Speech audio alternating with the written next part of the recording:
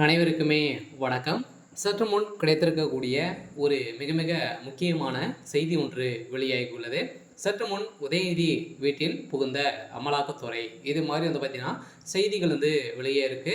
So அனைவருக்குமே தெரியும் உதயநிதி ஸ்டாலின் அவர்கள் பார்த்தீங்கன்னா ஏற்கனவே செந்தில் பாலாஜியுடைய வழக்கில் டாஸ்மாக் குடி நிறுவனத்தில் நடந்த ரைடின் அடிப்படையில் சதுரடியாக உதயநிதியுடைய பேரும் அடிபட்டு இருந்தது இல்லையா? ஸோ இந்த 1000 கோடி பார்த்தீங்கன்னா எங்கே சென்று இருக்கு அப்படின்ற மாதிரி பார்த்தீங்கன்னா அமலாக்கத்துறை அதிரடியாக ரைடுகள் நடத்தியிருந்தாங்க. இந்த ரைடின் அடிப்படையில் 2வது முறையாக நடந்த ரைடின் அடிப்படையில் தான் ஸோ அவர்கள் கொடுத்த வாக்குமூலத்தின் அடிப்படையில் உதயநிதிக்கு தான் இந்த அமௌண்ட் அனைத்துமே சென்றிருக்கு. அதே மாதிரி பார்த்தீங்கன்னா உதயநிதி நயன்தாரா என்ற பேரில் பார்த்தீங்கன்னா ஒரு 1000 கோடிக்கு மேலே பார்த்தீங்கன்னா சொத்துக்கள் ரிஜிஸ்டர் பண்ணியிருக்காங்க. ஸோ இந்த நிலையில் தான் இப்போ அதிரடியாக உதயநிதியுடைய கதை ஒட்டுமொத்தமாக முடிஞ்சிருக்கு. ஸோ இதை பற்றி இந்த வீடியோவில் நம்ம முழுமையாக பார்க்கலாம். ஸோ அதுக்கு முன்னாடி நம்ம சேனலுக்கு இப்போ தான் நீங்கள் முதல் முறையாக வந்திருக்கீங்க அப்படின்னா மறக்காமல் நம்மளுடைய சேனலை சப்ஸ்கிரைப் பண்ணி சப்போர்ட் பண்ணுங்கள். ஸோ வாங்க வீடியோக்குள்ளே போகலாம். ஸோ பார்த்தீங்கன்னா உதயநிதி ஸ்டாலின் அவர்கள் ஏற்கனவே அவர் துணை முதல்வர் ஆனதுலேருந்தே ஒரு மிகப்பெரிய பிரச்சனைகள் அவருடைய வாய்க்குழுப்பாலே பார்த்தீங்கன்னா ஸோ அவருடைய இமேஜை குறைக்கக்கூடிய அளவுக்கு தான் அவர் பேசி வர்றாரு.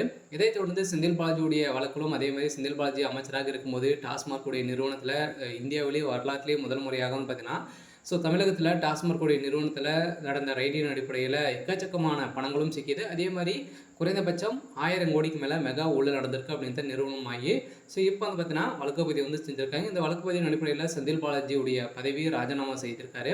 இதைத் தொடர்ந்து திமுக பார்த்தீங்கன்னா முக்கிய பிள்ளைய திமுகவுடைய அறிவாலயமே பார்த்தீங்கன்னா இதில் சிக்கியிருக்காங்க அப்படின்னு தான் ஒரு மிகப்பெரிய டவுட் பார்த்தீங்கன்னா மாற்றிருக்காங்க. இந்த உதயநிதியுடைய வழக்கை பார்த்தீங்கன்னா இப்போ சிபிஐக்கு மாற்றிருக்காங்க. இந்த அமலாக்கத்துறை வழக்கை சிபிஐ மூலமாக பார்த்தீங்கன்னா ஸோ விசாரிக்க வேண்டும் அப்படின்ற மாதிரி இப்போ அதிரடியாக நீதிமன்றம் உத்தரவு போட்டிருக்காங்க. ஸோ இதன் அடிப்படையில் தான் செந்தில் பாலாஜி அவர்கள் ஏற்கனவே டெண்டர் விஷயத்தில் பார்த்தீங்கன்னா எக்கச்சக்கமான கோடிகள் பார்த்தீங்கன்னா 350 கோடிக்கு மேலே பார்த்தீங்கன்னா அரசுக்கு இழப்பீடுகள் செஞ்சுருக்காரு. இதிலும் மெகா ஊழல் நடந்திருக்கு அப்படின்னு இப்போ பார்த்தீங்கன்னா லிஸ்ட்டு எடுத்திருக்காங்க. இந்த லிஸ்ட்டின் அடிப்படையிலும் இதற்கு அனைத்துமே காரணமாக இருக்கக்கூடியவர் யார் அப்படின்னு பார்த்தீங்கன்னா உதயநிதி ஸ்டாலின் அவர்கள் தான். ஸோ இந்த நிலையில் தான் இவங்க இந்த டாஸ்மாக் நிறுவனத்தில் நடந்த ரைடில் 2வது முறையாக நடந்த ரைடில் சிக்கிய விசாகன் அதே மாதிரி பார்த்தீங்கன்னா திரைப்பட இயக்குனர் இது மாதிரி பார்த்தீங்கன்னா ஒரு 3-4 பேர் பார்த்தீங்கன்னா இதில் சிக்கியிருந்தாங்க. இவர்கள் அனைவருமே பார்த்தீங்கன்னா இப்போ அதிரடியாக விசாரணைக்கு உட்படுத்தியிருக்கக்கூடிய நிலையில் தான் அவர்கள் கொடுத்த வாக்குமூலத்தின் அடிப்படையில் இப்போ அதிரடியாக பார்த்தீங்கன்னா உதயநிதி வசமாக சிக்கி கொண்டார். அதெல்லாம் பார்த்தீங்கன்னா உதயநிதியுடைய வீட்டில் இன்று காலை பார்த்தீங்கன்னா அதிரடியாக அமலாக்கத்துறை ரைடிகள் நடத்திட்டு இருக்காங்க. இந்த ரைடின் அடிப்படையில் இப்போ ஒரு சில தகவலாக வெளியாகி வருது.